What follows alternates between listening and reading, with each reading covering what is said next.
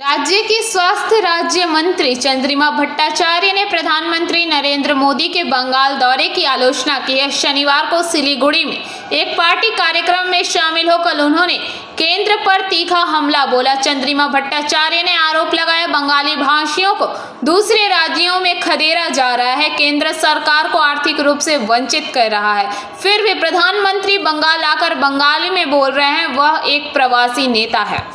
उन्होंने यह भी कहा प्रधानमंत्री के प्रति पूरे सम्मान के साथ बंगाल में ऐसा नहीं होगा। इधर राजनीतिक विश्लेषकों के अनुसार लोकसभा चुनाव से पहले केंद्र और राज्य के बीच टकराव बढ़ता जा रहा है। तृणमूल कांग्रेस बंगाल की आर्थिक तंगी का मुद्दा उठाकर भाजपा पर हमला कर रही है और सत्तारूढ़ पार्टी इसी मुद्दे को ध्यान में रखकर जनसंपर्क कर रही है।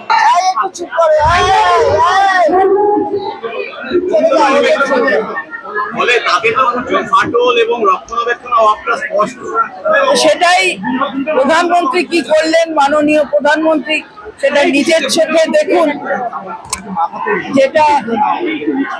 যেটা মাননীয় প্রধানমন্ত্রী করে গেলেন এবং অনেক কথা বললেন, তিনি নিজেই উপলব্ধি করুন যে কোথায় ফাটল, কোথায় কি কিছু না করে এই যে বাংলাকে বঞ্চনার শিকার করা, এদিকে টাকা পয়সা দিচ্ছেন না, ওদিকে আবার বাংলায় কথা বলবার চেষ্টা করছে। বাংলা ভাষাভাষীদের তাড়িয়ে দিচ্ছেন অন্য প্রদেশ থেকে, আবার বাংলায় ভাষা বলে বাংলার মন মানে কাটতে চাইছেন। সেটা হবে না, বাংলায় হবে। এই যে 130তম সংবিধান সংশোধন, এই রাজ্যেও বিজেপি লাভালাভি করছে। আবার নারদের ফুটেজে শুভেন্দু অধিকারীকেও দেখা গেছে। কোথাও কি মনে হচ্ছে কাজের ঘরে বসে ঢিল ছোড়া হচ্ছে? সে তো বটেই, আমি তো বললাম এটাকে রেট্রোস্পেক্টিভ এফেক্ট, প্রসপেক্টিভ এফেক্ট। এটা কিন্তু প্রসপেক্টিভ সবসময় আইন হয়, তাদের মধ্যে লেখা থাকতে হয় যে এটা অমুক দিন থেকে লাগু হবে, তাহলে সেটা অমুক দিন থেকে লাগু হয় রেট্রোস্পেক্টিভ। সেইটা যদি বুকের পাঠা থাকে সেটা করুক, সেটাই তো আমরা চাই। তাহলে দেখা যাবে কেন্দ্রে কে আছে, অন্য রাজ্যে কে আছে, কাকে ছাড়তে হবে। গতকাল সিঙ্গুরের নাম করেননি মোদি, বলেছেন যে ইলেকট্রনিক ভেহিকেলস তৈরি হবে। তাহলে কি আগামী দিনে সিঙ্গুরে আবার শিল্পের কথা বলছেন? এই ছেড়ে দিন, কত কিছু বলেছে, উনি তো এরকমই বলেছেন।